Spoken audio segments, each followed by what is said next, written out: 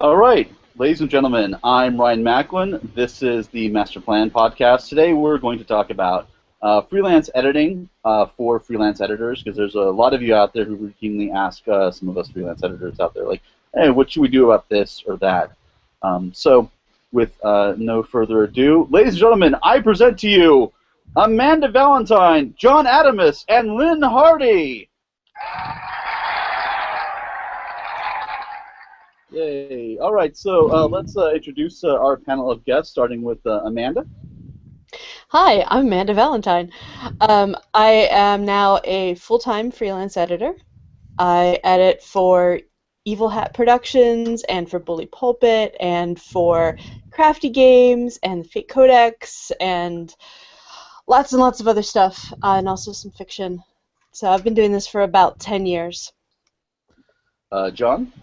I'm John Adamus. I also edit for Evil Hat and loads of other companies. I've been editing, oh gosh, what did I just do? I just proofread for the Fate Codex. I just did some editing on some random Patreons for people yesterday. I helped finish Paranet the other day. And, yay! And I've been doing this, oh god, like 19 years in some way, shape, or form? Oh god. Yeah. So this is an intervention, John. Oh, I've had one of those. Okay, I'm ready. All right. So, Lynne? Hello, I'm Lynne Hardy, and I'm definitely the baby of the group. I'd done some editing for scientific textbooks and things before this, but I'm now lead editor for Modifius on a freelance basis for the Acton Cthulhu line. And, in the middle of doing rather a lot of books for that, actually, thanks to the Kickstarter. Nice. And I should say that all of these people have seen my words, and I have seen some of theirs. So let's go ahead and talk a bit about freelance editing. Now, I've been doing it for like 7 years, I think, something like that. Amanda, you said you've been doing it for 10. John, you have been doing it since time immemorial. Yeah.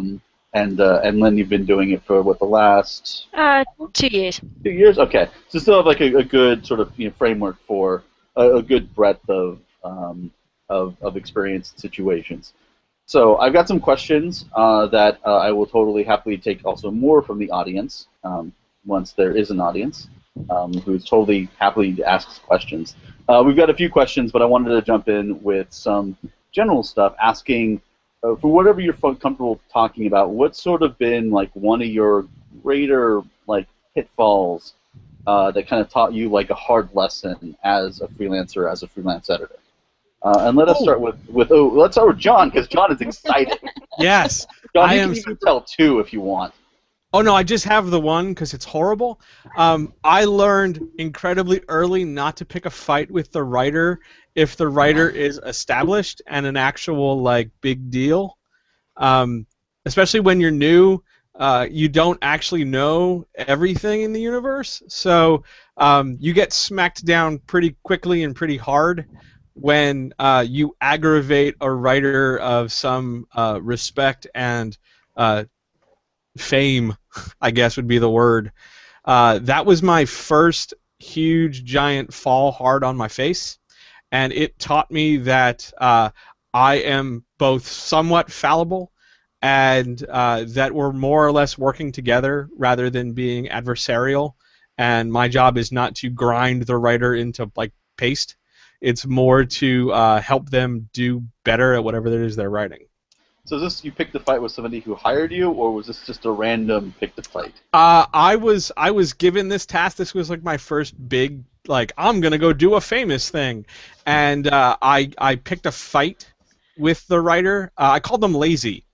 If you really want to split hairs, I called a now New York Times well-selling author lazy in several comments in a manuscript. And it went poorly. It went super poorly. And I feel really awful, and we were able to laugh about it now, but at the time it was just crushing. And it was completely the wrong thing to do, and I look back at it now and I'm like, oh man, I've not since called anyone lazy explicitly.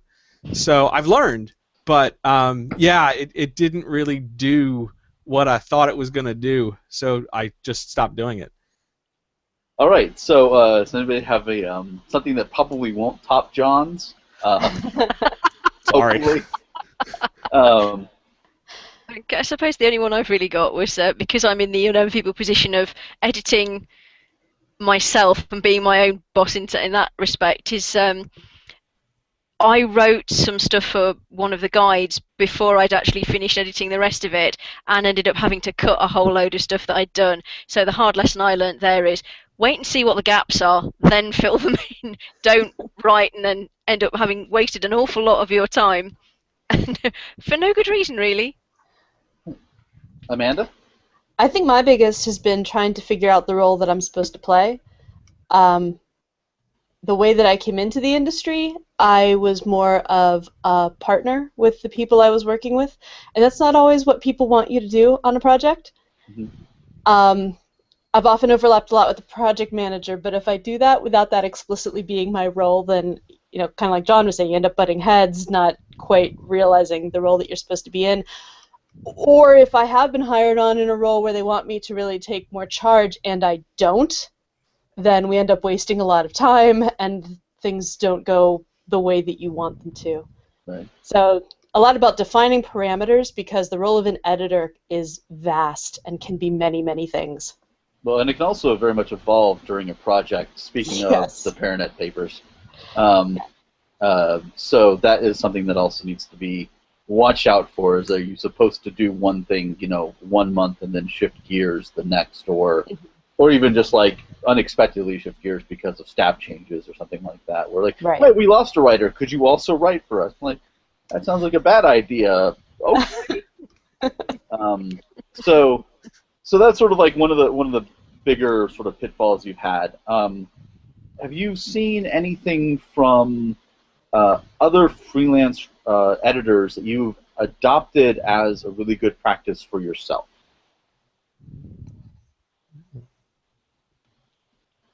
Or are you just the best that there is? John, I'm looking at you right now in particular. Let's see. I'm no longer the best. I'm best-ish. I added an ish a couple of years ago. It seems to work for me. Let's see. What have I adopted? Oh, from you, Ryan. I started writing responses to emails saying I actually got the previous email. Like, I have received your email and your attachment, and then usually given a reason why I'm not like all over it that second. Like, oh, I'm out running errands. I'll get to it this afternoon, or oh, I'll work on this, you know, tomorrow or whatever. That has helped immensely.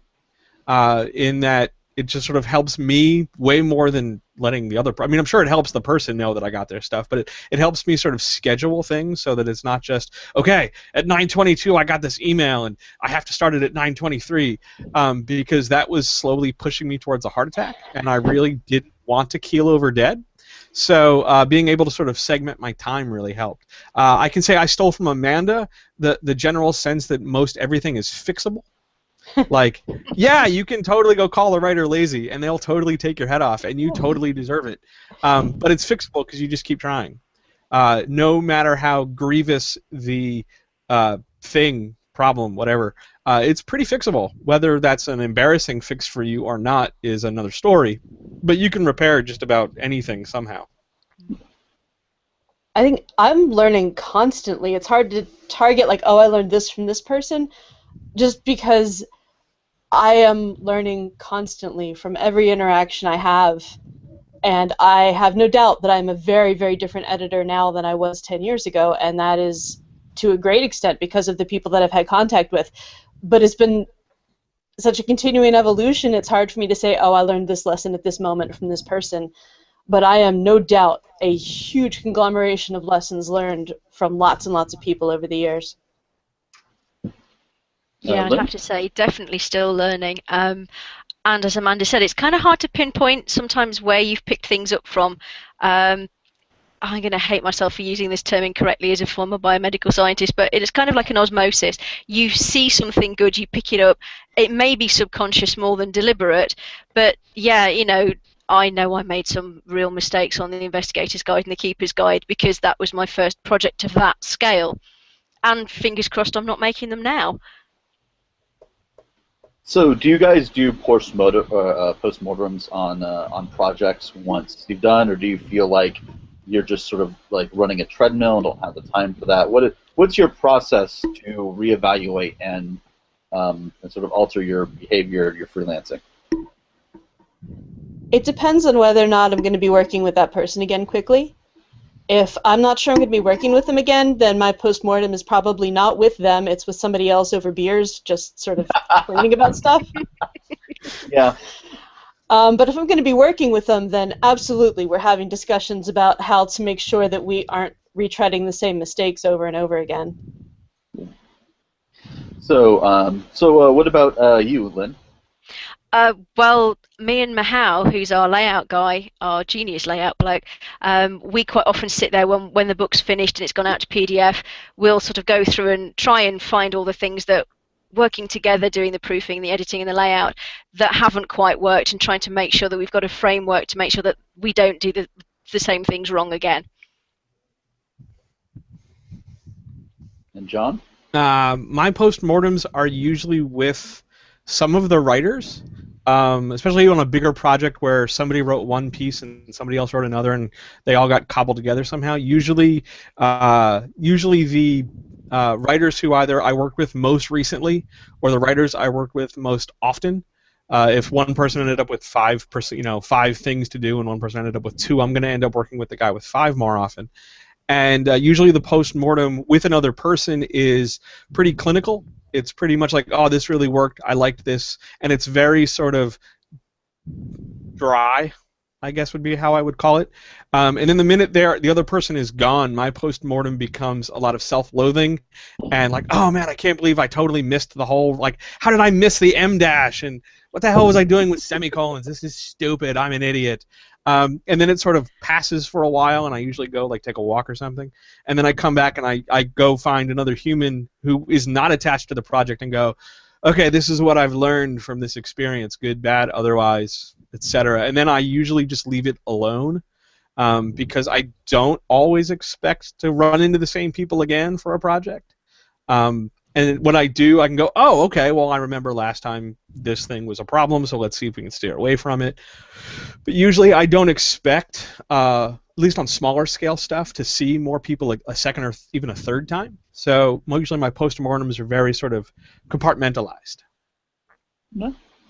So I think it kind of gives us like sort of a very like high view of a lot of the stuff that we go through as freelance editors in different facets of it. And I've got some questions now that have been submitted. One of them is a doozy, which I think will take us quite a bit to unpack. Tim Shiflett, and I hope I'm pronouncing that right, or dramatically wrong, either way is exciting. Sure. I have been considering getting into freelance editing. I have some limited experience in copy editing for ads and other fields. I am wondering what is distinctive about editing for RPGs as compared to other fields. Specifically, what influence, if any, does the editor have on game mechanics, setting, etc.? Or does the editor stick to looking for consistency, grammar, and spelling mistakes? Which I think gets us into what is an editor. Yes.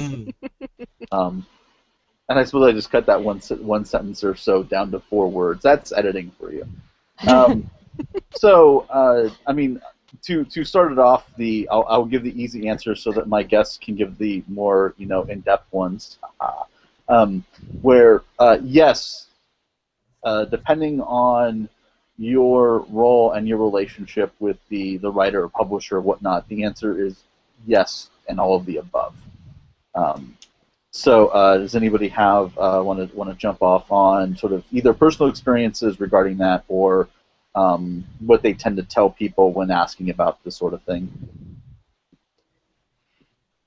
I think to a great extent it depends on your role in the project and your relationship with people.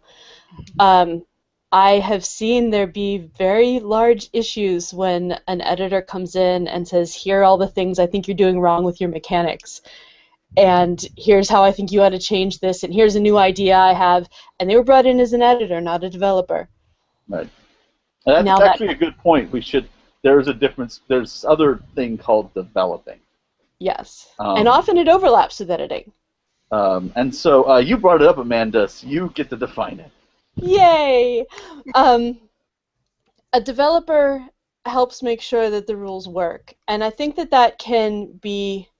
I mean, you can have a developer there from the very beginning who is really getting down into the nuts and bolts and helping the designer make sure that everything's working the way that they mean it to. But frequently, an editing role overlaps with that, but usually more towards the tail end. The big base blocks are already there, and you're just looking at how the details are coming into place. And at that point, you don't want to yank one of those base blocks out. You have to assume that those are going to stay there. Unless it's a really big disaster, but that's a whole different issue, and that does happen sometimes. But now I'm rambling. Yay. Well, a lot of a developer ends up being a term it's used for a lot of things relating sometimes to individual project management as opposed to like project management over the course of a company's entire projects. Yes. Doing things like outlining and kind of coming up with the scope of a book, hiring writers, turning individual writers into a cohesive text, and then from there shipping that off to editing is been, well, at least that's sort of how it is when we do it at Paizo, and it's what it's been for me when I was doing freelance editing for Onyx Path and for other people. But yeah, a lot of editors will come in and sort of creep into thinking that they're like the backstop developers, for lack of a better term. Mm-hmm. And sometimes they are, and sometimes they're not. Just much like you said, Amanda, it depends on where, what you were actually hired to do. And I do think it's important for an RPG editor to be able to say, this looks really problematic to me. Either there may be something wrong with your mechanics, or there's something wrong with how you're expressing it. And any good RPG editor is going to need to do that. Mm-hmm. But you stop short of telling them how to fix it unless you're asked to do that. That's more the designer's role. Yeah. Unless if you have a very specific rapport with somebody where you can do that, that's one thing. But it's always really safe to stop me like, this is something weird. So, John, you actually frequently talk about this sort of thing on like your YouTube channel and on your blog and stuff like that. So rehash some of that content for me. Sure. So I wouldn't call them I wouldn't call an editor a backstop developer. I think a lot of I want to word this carefully. A lot of people can see editing as a back door into developing, because with editing dealing with the volume of words and the presentation of ideas, you can really easily sort of slip your way in between the cracks in mechanics and say, oh, well, if I just change this word or this comma or this sentence, I'm effectively redoing a huge mechanical element, turning something into an if-then statement instead of an and you're changing the whole scope of the game just because you think an and makes a prettier sentence on page 6. The main issue, though, is to understand that there's a point, as Amanda said, there's a point where the language of the rule sort of divorces itself from the mechanics or the math of the rule. And what you're really looking to do is sort of understand what the math is, whether or not we're adding points, whether or not we're moving this die, whether or not we're making up a phrase or doing a thing, and making sure the language best expresses that idea, rather than the editor coming and going, well, I don't like game X, so I'm going to, in this supplement, totally change it around and make it the game X I want. That's not even close to our job. Our job is more one of going, okay, what is it you want to get across? How can we make this shiny and broadcast it loudly and clearly, oh God, clearly, so that somebody else who doesn't know diddly about the project can go, oh, if I pick up this book and I read it 2 or 3 times and I sit down with my friends, I think I can do what the idea behind the book is. I don't feel stumped. It's not like you're looking at, an instruction manual for a dishwasher in a language you don't speak and going, well, I hope this works. It's about progression and understanding the language and making sure that the mechanics are not right, but clear. Clarity above almost all else. So I think for Lynne, I'm going to twist the question around, because you have the at least amount of time doing this particular job, and you've been doing other forms of editing in the past. So how was this job different from what you thought it would be when you started? like you said before, I'm in a slightly odd position because I am kind of chief cook and bottle washer. I'm sort of project manager, writer, and editor, so I do have to have stern conversations with myself on several occasions. But when I was doing the scientific editing, a lot of it was technical editing. It was making sure that the facts were straight. We'd get bits in from young scientists who maybe it was the first thing that they were writing, so you had to make sure that it was correct, because these were study aids for students. So it's kind of important that you're not teaching them the wrong things. Moving into the role-playing side of things, that's obviously not quite it's not that it's not important, but it's not the main focus. It's what John was saying. It's making sure that it's clear enough that people can use it. So I still do what I would consider a certain amount of technical editing. I certainly did when I was helping out Walt on Victoriana, because they were changing the rules system. They were developing a new version of the game. So I was trying to spot technically where the second and third edition changes were to make sure that everything was consistent. But yeah, there's less of a technical edit aspect to this now. There's, as you say, there's less of a developing sort of idea to it, unless you're specifically asked to do that, which I have been on occasion, and it's lovely to actually get to collaborate with the writers on things like that. I mean, one of the main things I hope is that I ask sensible questions of the writers so that they can then clarify what they really meant, rather than what they thought, that they've actually written what they wanted to rather than what they thought they've written. Because that's one of the main problems when you're writing. You know what it should say, you're convinced that that's what it does say, but then somebody else comes along and reads it, and it's like, what is this? What on earth are they trying to get across?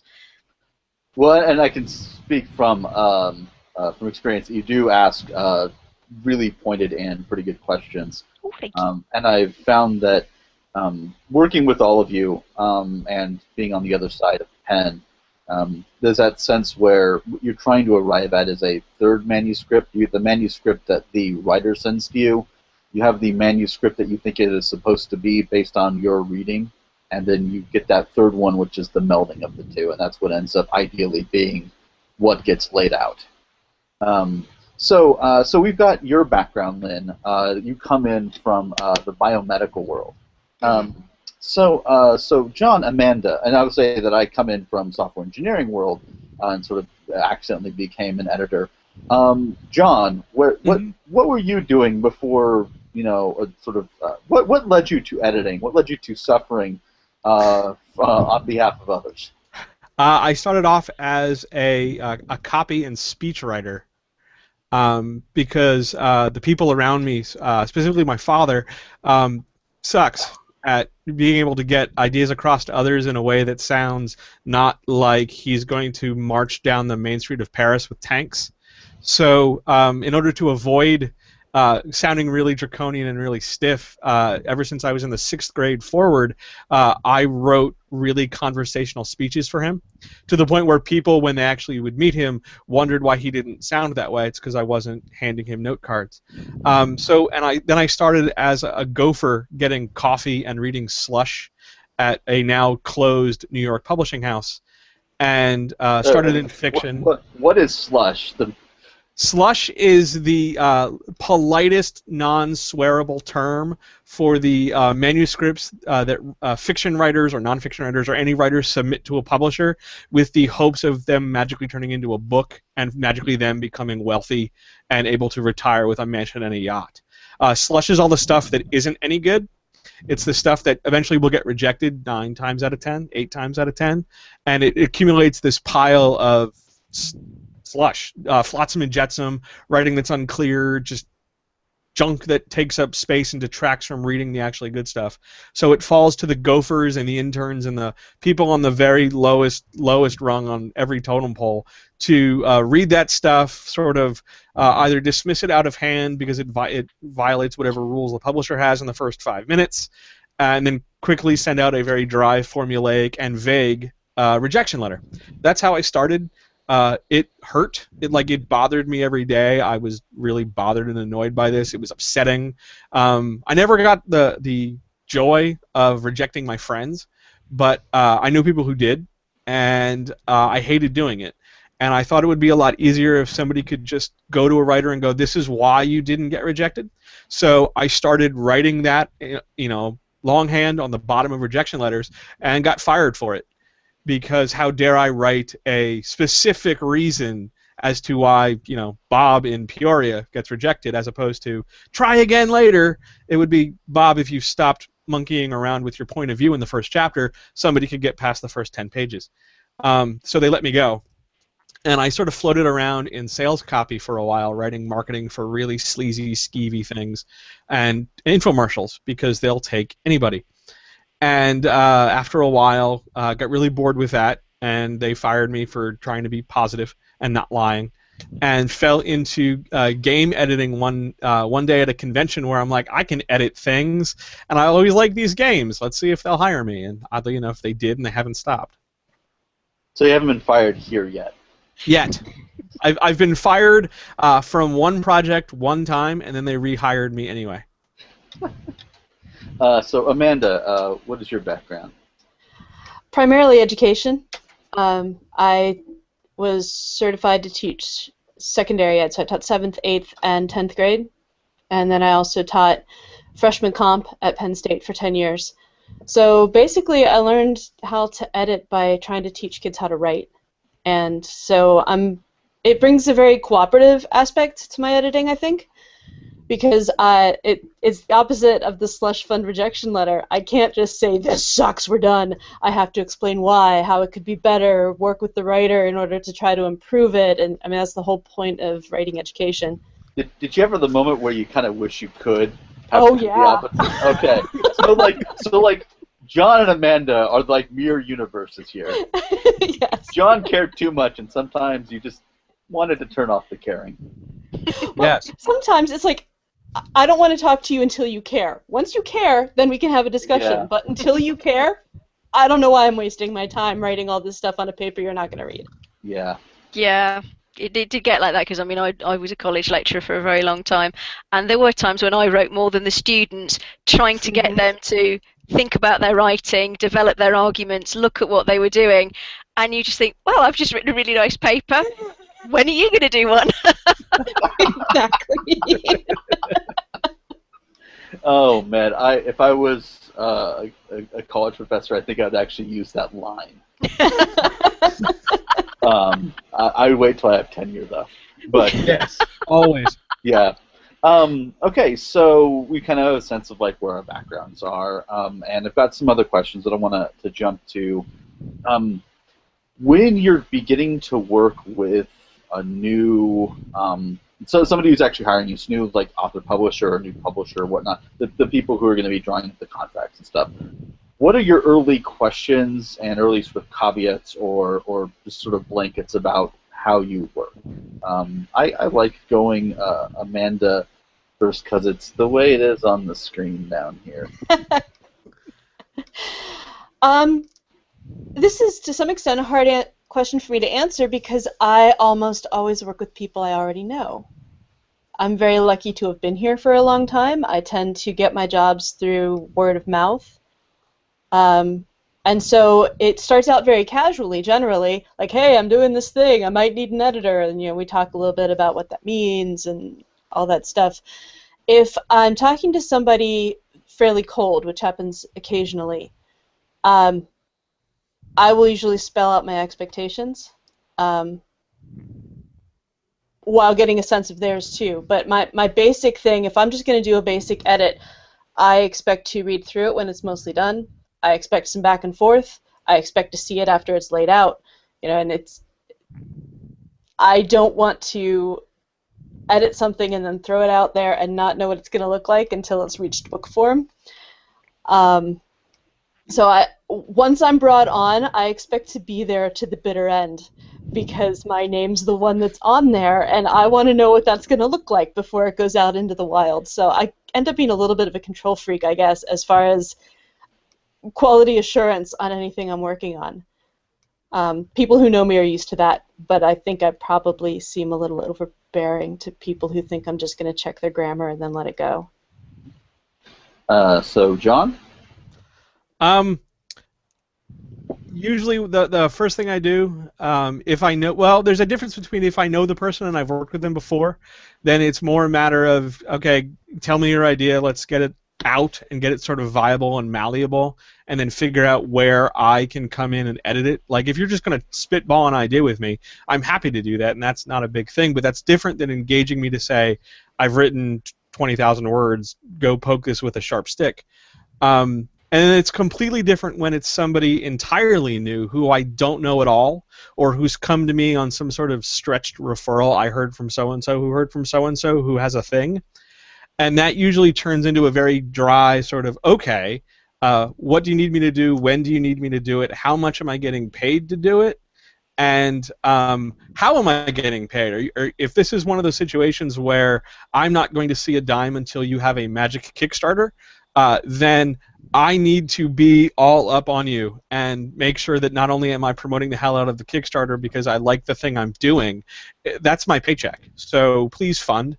And that's sort of for me at least, it sounds mercenary, but it's how I divide whether or not I need to spend many hours of my day per week sort of on the promotional side ahead of editing versus somebody where I can come in and go, oh, well, I've worked with this person a dozen times. I know this stuff. We know our pitfalls. We know the routine. We sort of the pattern we fall into. I can just work on this, and then it'll go off. But like Amanda said, you're pretty much in this until either it crashes and burns around your feet, or until this thing is like a hardcover that you can sell somewhere on a table and stare at and go, I've done a thing.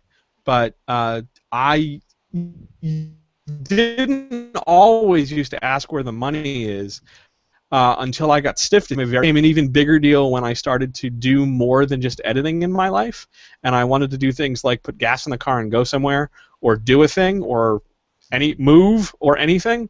So money all of a sudden was this, oh, whatever, I'll just take 3 cents a word, to I need to get paid for this job. Why are you not paying me? And it became critical. So Lynne, you don't spend a lot of time working with new people, but I'm sure you've sort of developed a sense of what you would ask if you jump in. Yeah, I mean, like you said, I'm still very much the baby in this, still finding my feet. But yes, having worked as a writer beforehand, finding out what you're going to get paid and when is always a very, very sensible thing to do. Because a lot of people see the RPG industry as a hobby, because it's a hobby game. So people kind of have strange expectations as to, you know, when things can happen. 12th of never quite often. So you do need to make sure that you're not going to get hosed, basically, and that you're not going to get taken advantage of. Because there are people out there who, because they really love it and it's their baby and they really want to do something with it, that they will expect you to be exactly the same way, even though it's your job. Right. And you're trying to make a living doing it. So yeah, don't let people take advantage of you, really. Be clear about what you want, be clear about what the guidelines are for what you're prepared to do. Don't end up spending your entire life doing something out of the goodness of your heart. At the end of the day, it's a job. Yeah. It really helps that you love it, but, you know, it's still a job. Yeah, I've been burned just often enough to where if I have a new client, and I don't generally take a lot of new editing clients these days, but if I have a new one, I have a service that's like, here, everybody who's new to me, this is the 6-hour consultation that I give. If we work out after that, fantastic. Otherwise, you know, I gave you some stuff, you've given me some money, we part our ways. I found that's been the easiest way for me to figure out whether or not a new client is and I are going to work out. Because, you know, it's not just whether or not the words are good, it's whether or not, you know, you have the same sort of expectation somebody else has, or what have you. So at least a couple of us on here have let go of clients. So when that happens, which is always, you know, a bummer when that happens, you know, sort of what are some of the reasons why you do that, or why you have done that, and sort of how do you approach it when that sort of unfortunate thing happens? Well, usually the main reason that it happens is because the working relationship isn't working anymore for whatever reason. They're not paying in a timely manner. The working environment isn't good anymore. You know, yes, it's a job. It's a job that we love, but it's also a job that's never going to pay particularly well. So once you stop loving what you're doing, whatever project you're on, it's really, really not worth it anymore. This is never going to pay the mortgage for me. And so I need to be getting something more than just money out of this, and I certainly need to at least be getting money out of this. And so when those things start falling apart, almost always there are hurt feelings on my part, which I have to try to set aside to leave things professionally. But I try very hard not to leave people high and dry. I try to train somebody who can take over from where I was so that the project can continue, assuming that it's going to continue. Or sometimes I can just quietly not be available for the next time they ask me. So, John, I know you have opinions on this. I do. I have loud vocal opinions about this. I have let people go for a couple reasons. One, actually, money was not the issue because I'm way too idealistic and romantic about it, and I'm willing to table the money for a little bit in exchange for you can keep going, motivation and cheerleading. But when, like Amanda alluded to, when all of a sudden the writer, producer, publisher, whatever, sort of loses the zeal for the thing, like another shiny object gets dangled in front of them and they drop the first thing they're working on and go find the new shiny thing, and I'm left in a lurch.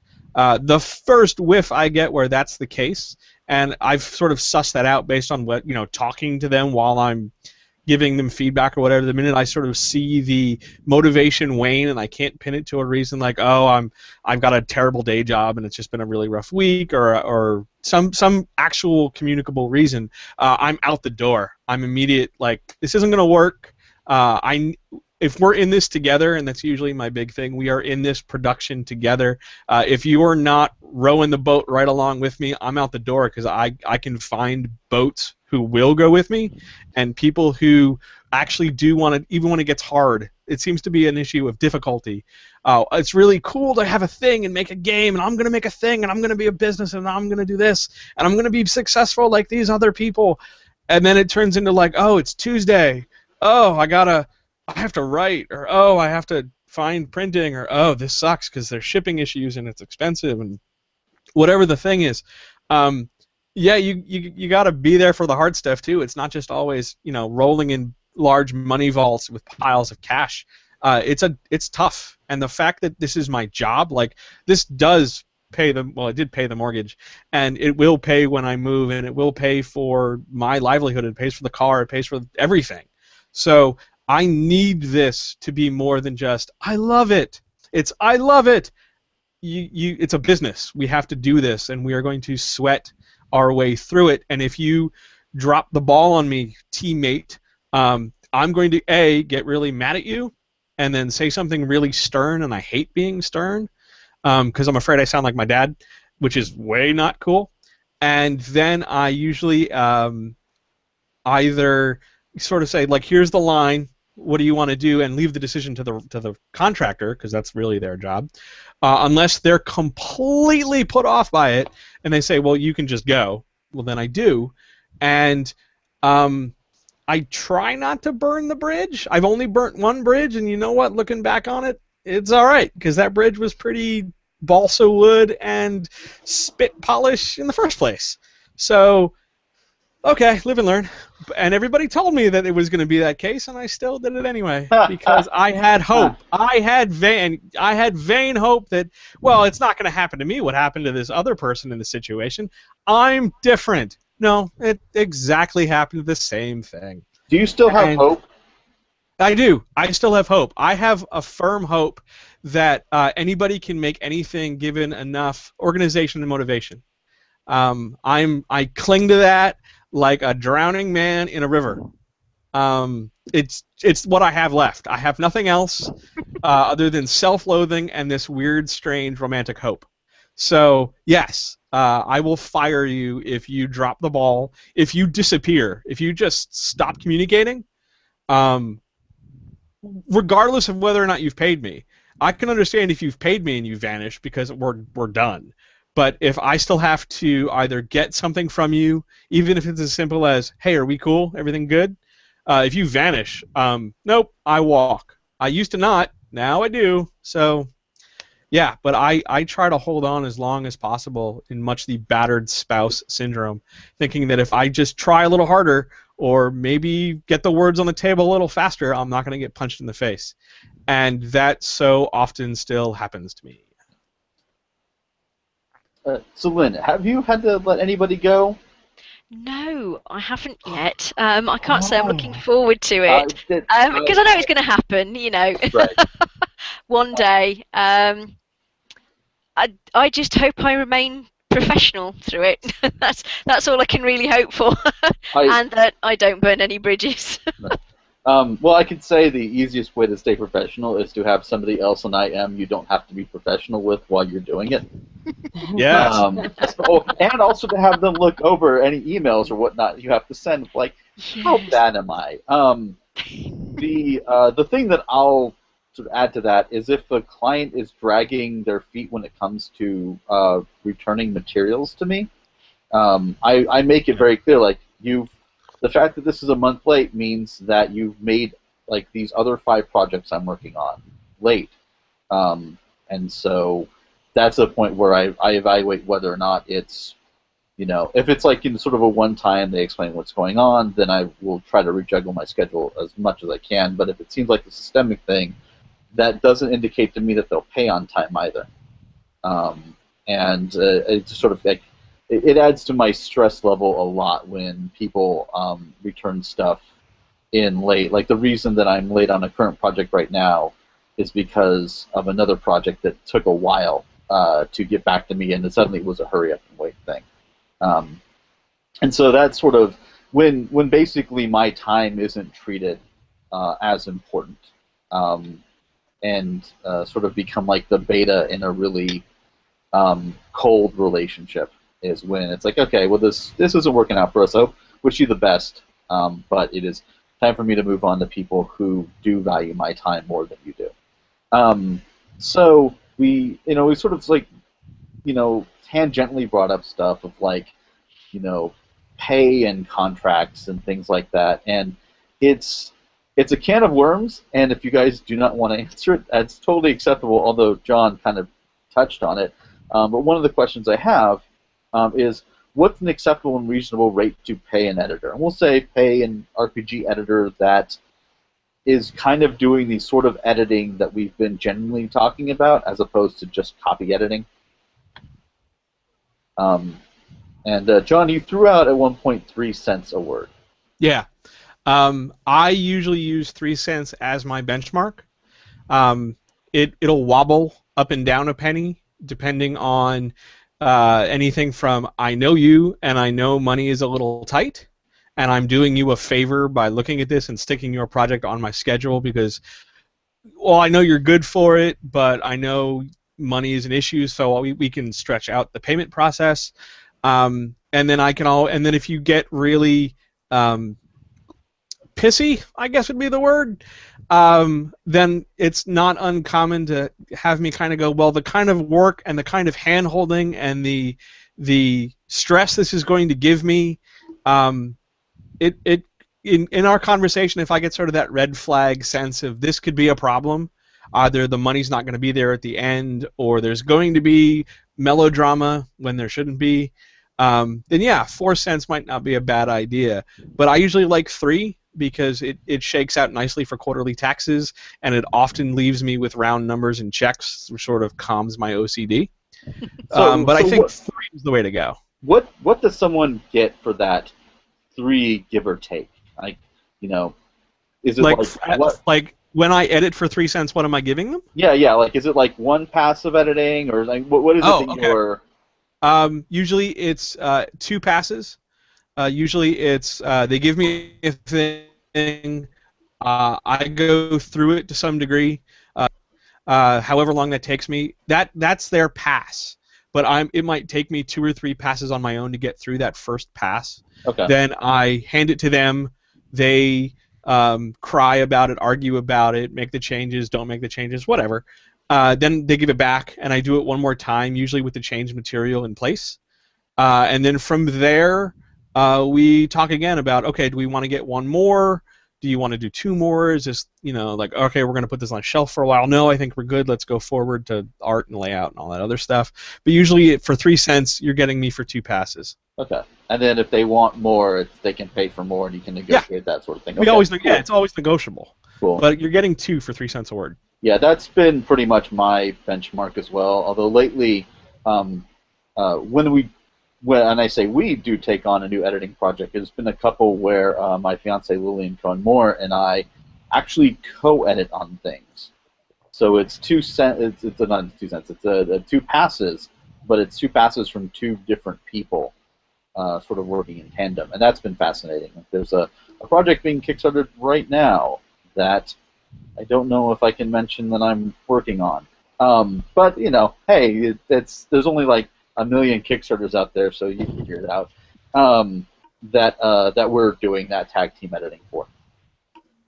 So do you have anything to sort of add to that, Amanda? I went partially for ease of use, but I went with a 1-2-3 structure. My proofreading rate is 1 cent. My just copy editing, like if I don't think I'm going to have to go back and forth with you too many times, it's 2 cents, and then a full edit is 3 cents, which kind of include all of those things. They don't build on top of each other. It's not like to get a full edit you have to pay 6 cents a word. 3 cents a word will get you everything. I have no doubt I'm underpaid, but I'm also very aware that the margins in this industry tend to be very small. Right. And I frequently end up closer to 2 cents a word for a full edit because I'm working with people I like on projects I like. So Lynn, so what does that translate into not American money? Well, actually, I get paid cents per word as well, Okay. which at the moment, because of the exchange rate, is sucky beyond all belief. That's probably a really good thing to think about. I've been occasionally paid in pounds for that sort of thing, and I've been like, yes. Yeah, it's terrible. Plus, I need to put my prices up. At the moment, I'm not charging that sort of the 3 cent level because I'm still finding my feet. Once I've got my feet, a bit more experience, yeah, I'm going to put my prices up because I know more what I'm doing. Right. Also, because of what we did with the Kickstarter for Modifius, money was tight. So there are certain give and take there, as John and Amanda were saying. Because it's a project I love, because it's a project I believe in, I've come to an accommodation. Right. But yeah, I definitely need to speak up for myself a bit more. Being British, I know it's terribly stereotypical, but we don't do the money discussion thing particularly well. It's rather embarrassing. To be fair, we don't really all that much here either. The fact that all 3 of you mentioned something actually pleasantly surprises me. I'll say that mine is also sort of derived from what's my writing rate. Half of that is my editing rate, because I figure it takes half as much time, sort of thing. So that's I think that kind of covers it. There's one more question, which if we can kind of, and it's not that question. It's one more question from an audience member that if we kind of hit this quickly. How long does it take to do various kinds of editing? How many words is the project? How big is the thing? Well, why don't we say 20,000? You threw that out as a number earlier. So how long does it take to do various kinds of editing? I'm a terrible person to ask this question. Everybody knows I'm quick. I can do 20,000 words in about 4.5 hours if I'm properly, hydrated and I've got decent music on Spotify. Yeah, about 4 hours for 20,000 words, maybe less if I really, really like it or I'm really excited to do it. Okay, so so that's 20,000 words. What kind of editing is that?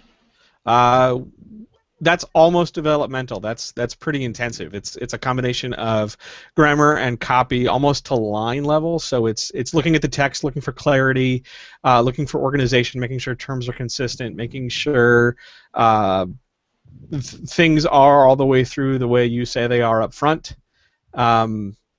Making sure it all sounds okay and it sounds consistent tone-wise. Like if you're writing in character or you've got a narrator or something, it sounds that way, and making sure that you don't suddenly, have this chasm between, well, this is the first half of the book and then I took 6 months off and I wrote the second half. Right. Making it all, and if it's multiple writers, making sure it all sounds like relatively the same total picture, so that you're not like one person speaks in long sentences and the other one writes in short sentences and then you mash it together.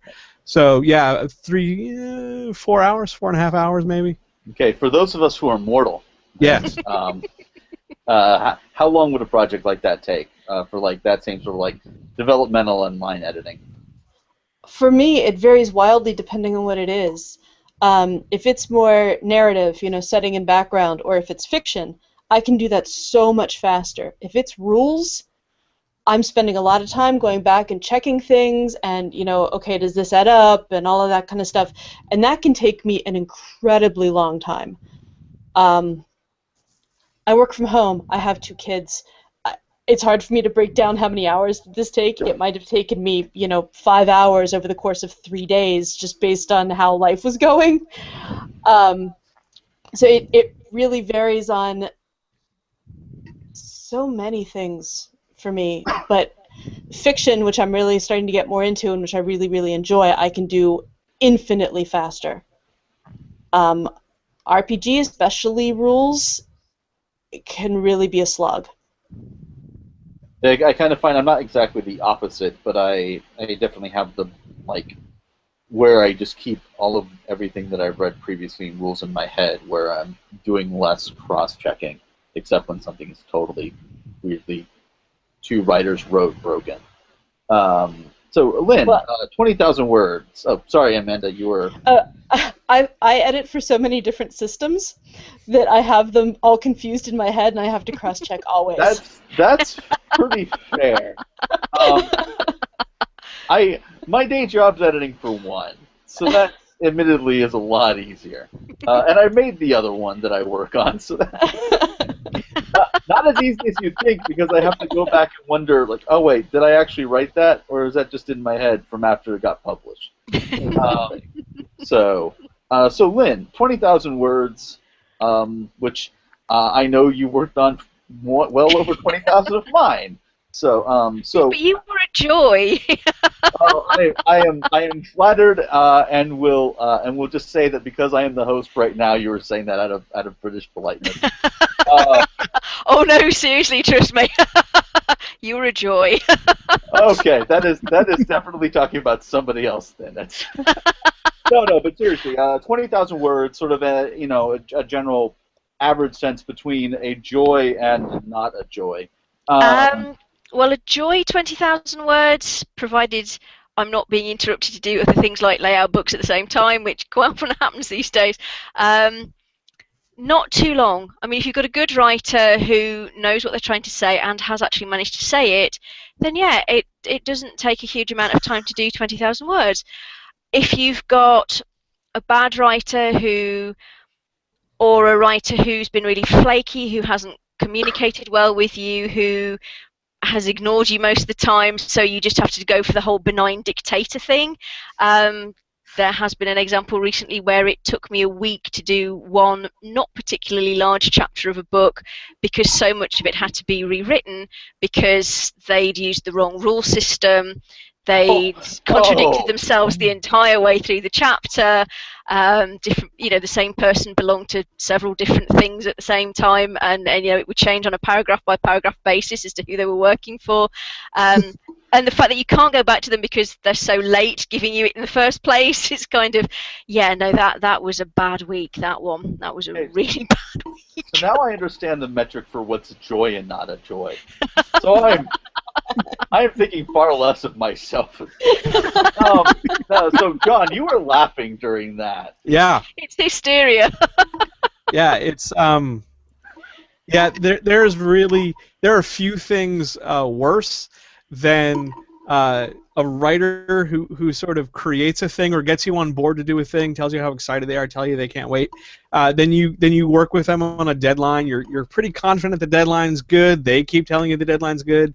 Then they don't come anywhere near it. They're days late, weeks late, and then as you follow up, you get the standing statement of, well, person's name, John. Well, John, you just gotta understand. No, I don't. I don't have to understand. I can try. I can make an effort, but it doesn't. And because if I have to go forward with this thing you've written, and it's not just you and me, and we're going to go talk publishing and layout later, but if like this is a publisher's project and you've been contracted to do a certain thing on a certain timeline and you fail to do so, that falls to me to fix in some way, shape, or form. And if that means I have to slash what you do to ribbons and rewrite it and pretty much remove your fingerprints on it, well, that takes time. And I don't always have that time despite working quickly because of the amount of slashing I'd have to do. Yeah. Rewriting is not the same because I have to try to figure out what you were trying to do, why you... and it veers off into why couldn't you have done this? That's irritating. Right. And then I keep having that sort of emotional hash up every time I have to sit back down and go, there's another page. Good grief, can't you just stop? I'm just going to rewrite it. Screw it. And then you slash through and you fix it. But that eats up time where I should be working on the actual editing I'm tasked to do, not just I don't mind patching holes here and there, but if I have to rewrite your whole thing because you're 2.5 weeks a deadline or no notice or no nothing, and I can't go to a project manager or I can't go to somebody and go, hey, there's a mix-up here, there's a problem, slow down. That really makes me look bad because now all of a sudden the issue isn't just you're late, it's I'm late on the edits, and you're holding up the whole process. Yeah, and I should say that a lot of times when we're forced to rewrite stuff, we don't get writing pay for that, and we often don't get writing credit for that unless it's so bad that you actually talk the publisher into that. Yeah. Occasionally, that happens, but yeah, so it ends up basically, and I always look at that like, hey, I'm about to lose money here. I need to talk to somebody about how I'm about to lose money here, and that's a lot of my fight because it used to be a very big rewriter, and I will share my worst paying story, and then I will ask you the one final question. I figure that you guys have shared a lot with me that have been painful and interesting. I just want to share with you. My very first project was A Penny for My Thoughts, Paul Tevis's fantastic game about amnesiacs sort of rediscovering themselves together. And neither of us knew what we were doing. I mean, we knew that we wanted to do a thing. We didn't really know what we were doing. So I accepted 1 cent a word as a thing. And I didn't realize that maybe I should accept that per pass or 2 as opposed to per 8 passes. So I think that my hourly rate was somewhere around 6 cents. Yeah. And so that's what taught me the value of per pass or 2. I should define the scope. And as time goes on, I define more and more of the scope of like, okay, and here's the deadline. And if you move past the deadline, we need to talk about that. And then to where if you don't get me all of the files by X date, your editing deadline extends by the latest file you get me plus X number of weeks. Things like that as time goes on. I mean, I'm getting to the point where my contracts are becoming a little ridiculous as far as like time commitments go. But yeah, so that I wanted to share that because that was my first mistake. Although it was a happy one, I love working on the book, and back then it was a thing I worked on for fun as opposed to what is paying for my upcoming wedding. So, yay. So do you have any final comments, things you would share with a freelance editor, sort of a final tip that maybe you would give yourself in the if you could travel through time? I'll start with Lynne. Lynne, we can go the other way. Lynne, you have to travel the least far in time. Stat blocks. Oh, Do God. not glaze at stat blocks because that's where you're going to miss things. And that is like the least amount of like the most amount of time for least amount of words. I found our stat blocks, writing and editing. I feel like I'm losing money whenever I see a stat block. Amanda. Probably learning how to say no, and also learning how to say good enough, even if my name is going to be on it. Yeah, I struggle with that second one. Yeah. Yeah. John. Okay. Be be willing to speak up for yourself. Don't be a doormat. Don't assume that everybody has the same sort of respect for what you do, how you do it, your time, your money, all that stuff, so that when something isn't right, whether that's somebody needs to get back to you with an answer, or somebody should pay you and they haven't, or somebody needs to make something clearer, actually speak up. Don't assume that other people are going to suddenly and randomly one day, oh, we totally didn't cover this. They're not going to. You need to speak up for yourself and sort of understand your boundaries and say no and say yes and say what you want as opposed to what you think the other person needs to hear so that they keep you around. Right. Mm-hmm. So I think it's good good advice. Hopefully the people that I know, I did this episode because I know some freelance editors who are like, I'm looking to get in, what can I do? And I talked to a couple of them not too long ago at PaizoCons. I'm like, I should do an episode. And Gen Con's coming up. They might actually be better prepared for talking with people for that. So thank you guys very much. And of course, I have one final question for you lovely people. And I will go in the traditional order. So, Amanda, John, Lynne, what are your master plans? Amanda. I am the world's worst supervillain. At this point, my master plan is just surviving my calendar. I respect the hell out of that. John? I am an inverse supervillain. I am actually learning how not to take over the world. I'm learning how to relax and not do work, and not just Google like how to relax and then try whatever Google tells me. Like straight up figure out what I like to do when I'm not working. I have no idea. I'm like learning on a day-by-day basis. Some of it's fun, some of it's lame, but I'm learning how to relax. That's my sole plan, at least through Gen Con. I don't understand this word that you said. So, Lynne, take us home. What is your master plan? Oh, what if John's not taking over the world? Great, that leaves more time for me to take it over. Fantastic. Thank you guys very much. Excellent. So you can catch all of these fantastic people. I'll have this audio out in the future. I know that John at writernextdoor.com does a lot of writing on editing, which is great because it means I don't have to as often. I try to be helpful. Yeah, it's fantastic. I'm like, yeah, just go read John's thing. I'm going to write about something about fate today instead. So, Amanda, you also write about like parenting and editing and stuff like that on your blog, which is at ayvalentine.com. And Lynne, you also write on the internet. I do. I'm nowhere near as much as I should. I'm absolutely rubbish at doing blogs. I'm terrible, and that is really something that should be my next master plan. Actually, thank you for reminding me. Be better blogging. Excellent, and also the Twitter name and stuff like that will be in the show notes. Thank you guys very much, and thank you everyone for watching now, which is 0 people, and in the future. So everyone,